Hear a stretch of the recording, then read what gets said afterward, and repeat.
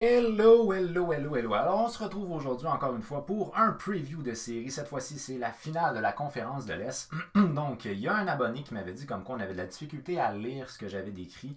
Je sais que c'est difficile malheureusement parfois de lire ce que j'ai décrit, surtout quand je veux mettre vraiment beaucoup de statistiques.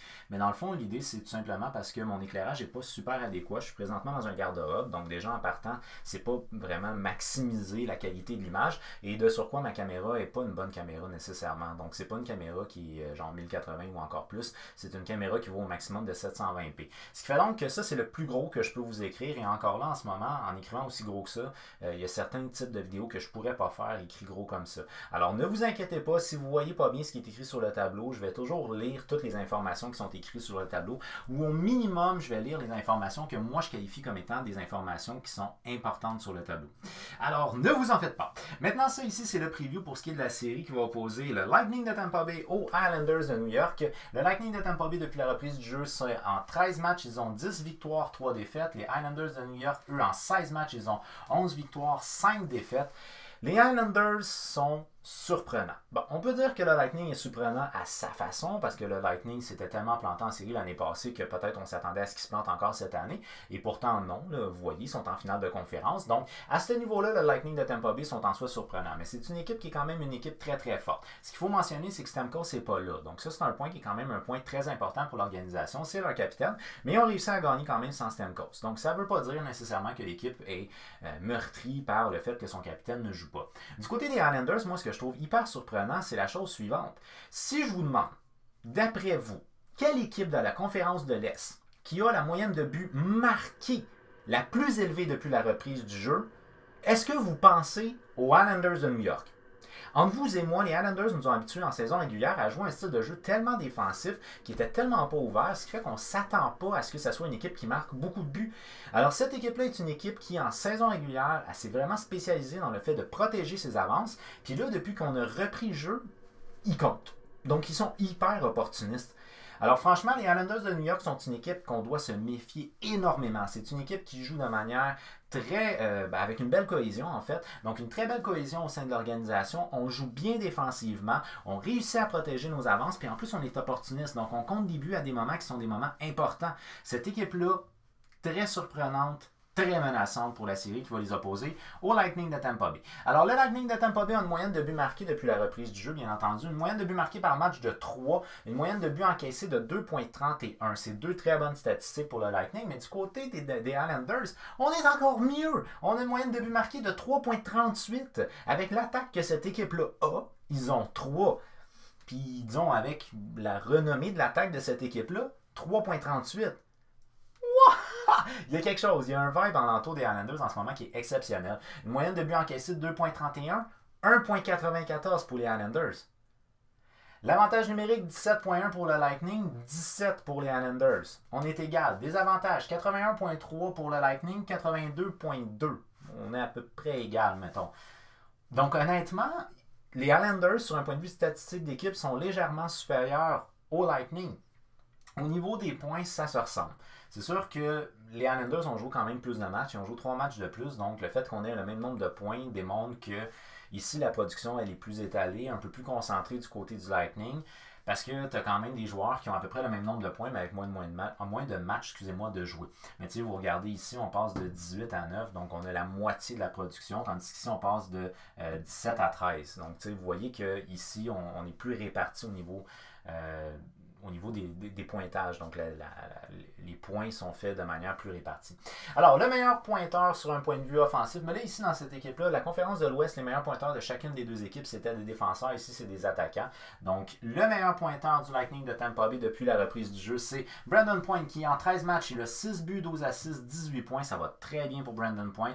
Kucherov, en 13 matchs, il a 4 buts, 12 passes, 16 points. Un joueur redoutable, bien entendu. Anders Palat, en 13 matchs, il a 5 buts, 4 passes, 9 points. Donc, ça va quand même relativement bien pour lui aussi. Mais comme je vous dis, la production est un petit peu moins diversifiée du côté du Lightning. On peut s'en attendre aussi parce qu'avec les joueurs offensifs que cette équipe-là a, on peut s'attendre à ce que certains joueurs aient beaucoup plus de points que d'autres. Du côté des Islanders, Josh Bailey est le meilleur pointeur depuis la reprise du jeu. En 16 matchs, il a 2 buts, 15 passes, 17 points. C'est pas nécessairement le plus grand des marqueurs, mais il provoque beaucoup de choses par contre. Mis à part ses points, il provoque beaucoup de choses depuis le début des playoffs. Brock Nelson, il est deuxième. En 16 matchs, il a 7 buts. 8 passes, 15 points. Et le troisième, c'est Matthew Barzal. En 16 matchs, il a 5 buts, 8 passes, 13 points. Mais Barzal, honnêtement, il y a eu des très beaux flashs depuis le début des playoffs.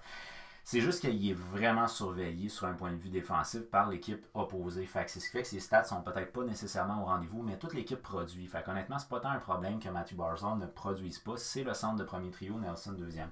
Alors, les Islanders de New York ont une belle profondeur. C'est une équipe qui bloque beaucoup de tirs. Leur quatrième ligne est une ligne qui frappe fort, qui est capable de faire des points. Donc, c'est une organisation qui est complète et qui est surtout très bien coaché par Barry Trotz. C'est une organisation qui me met à 100% en confiance. Le meilleur défenseur du côté du Lightning, c'est Victor Hedman. En 13 matchs, il a 5 buts, 4 passes, 9 points. Le deuxième, c'est Kevin Shattenkirk. En 13 matchs, il a 1 but, 5 passes, 6 points. Donc, on voit que les défenseurs sont utiles, moins que dans l'organisation de l'Ouest, mais ils sont quand même utiles dans l'organisation. Edmond, si je ne fais pas erreur, il me semble qu'il est vraiment le 4e pointeur du Lightning de Tampa Bay. Du côté des Islanders, Roman Pollock est le meilleur défenseur. En 16 matchs, il a 1 but, 7 passes, 8 points. Devon Toews, il est deuxième. En 16 matchs, 1 but, 7 passes, 8 points. Exactement les mêmes statistiques au niveau offensif. Par contre, si je ne fais pas erreur, je pense que Devon Toews, en termes de plus-moins, est un petit peu supérieur à Roman Pollock. Mais en même temps, peu importe les différentiels plus-moins, l'organisation de manière générale s'en sort très bien défensivement. Fait que c'est une organisation qui est complète et solide. Du côté du Lightning, c'est une attaque qui est une attaque redoutable et Vasilevskiy. Vasilevskiy, ce gars-là, quand il est en forme, c'est un des gardiens les plus dominants au travers de la LNH. Fait que, honnêtement, 13 matchs, 1.91, 931, impeccable. On n'a pas grand-chose à reprocher à Vasilevskiy. C'est un gars qui s'est déjà plaint d'ailleurs qu'il y avait trop de départs dans la LNH pour les gardiens, donc en fin de saison, il était plus fatigué. En ce moment, il n'est pas fatigué, il a été reposé, donc c'est un gars qui peut voler des matchs facilement à lui tout seul. Un excellent gardien de but et ça va bien depuis la reprise du jeu. Du côté des Islanders, on a Varlamov qui en 14 matchs, il a une moyenne de 2 avec 921 d'efficacité. Écoutez, c'est pas mauvais, c'est très bon. On compare à Vasilevskiy, Vasilevskiy est supérieur. C'est le meilleur gardien de but depuis la reprise du jeu dans les deux organisations inclus. Even though que Thomas Greisch, en 3 matchs, il a 1.08, 960. Il y a des bonnes statistiques, à 960 c'est excellent même, il y a des bonnes statistiques, mais c'est quand même pas le gardien de confiance, c'est Varlamov qui est le gardien de confiance. Alors Semyon Varlamov devrait être le starter, Vasilevskiy va assurément être le starter, j'ai même pas de doute là-dessus. Si advienne qu'on a besoin d'enlever Vasilevskiy, je sais même pas, j'ai oublié de checker c'était qui le gardien de but auxiliaire, mais en tout cas, si advienne qu'on a besoin d'enlever Vasilevskiy, je suis pas vraiment en confiance. Si on advienne qu'on a enlevé Varlamov, je suis quand même relativement en confiance. Sauf que si j'ai à donner un avantage, ça va être l'avantage aux gardiens pour le Lightning. Même si les gardiens des Islanders ont très bien fait depuis le début. Dans la mesure où c'est deux organisations qui en ce moment ont combattu leurs démons, c'est-à-dire que les Islanders sont en train de... C'est les underdogs, là. Les autres, ils viennent de loin. Là. Fait, honnêtement, ils ont ce vent-là qui leur pousse dans le dos. Dans le cas là, du Lightning de Tampa Bay, ils ont battu leur bête noire de l'année passée. Donc, eux autres, là, ils ont un bon vibe, eux autres aussi, en ce moment. Puis, le Lightning, on sait que c'est une équipe qui peut être excessivement dominante. Alors, moi... Dans cette série-là, je prévois que c'est une série, encore une fois, qui va être une série relativement longue parce que c'est deux très bonnes organisations. Une organisation qui est créative, dynamique offensivement, une organisation qui est opportuniste et serrée défensivement, un gardien de but qui est vraiment dominant, un gardien de but qui fait bien. Ça devrait être une bonne série, ça devrait être relativement égal. C'est la raison pour laquelle je vais y aller avec une série qui devrait théoriquement aller en 7. Mais j'y vais en 7 pour les Islanders de New York. Alors, voici donc voilà. Quelle est votre opinion à vous? D'après vous, qui va gagner? Pourquoi? Quelle équipe devrait être plus avantagée? Faites-le moi savoir au travers des commentaires. On n'oublie pas, vous pouvez me suivre à la fois sur YouTube, TikTok, Twitter avec HockeyFan514. Vous pouvez utiliser également le hashtag HF514 à la fois sur YouTube, TikTok et Twitter. Ça va me faire plaisir également. J'ai oublié de faire Instagram, c'est vrai, mais je suis aussi sur Instagram. Alors, vous pouvez me suivre sur toutes ces plateformes sociales-là. Interagissez avec moi, ça va toujours me faire plaisir de jaser un peu avec vous. Alors, sur ce, j'espère que vous avez aimé la vidéo. Merci beaucoup d'avoir pris le temps de l'écouter. D'ailleurs, on y met un petit j'aime si vous l'avez aimé. Partagez-la pour qu'on jase de hockey avec un maximum de gens. On s'abonne, active la petite cloche. On se revoit bientôt. Sur ce, passez une excellente fin de journée. OK, merci. Bye bye.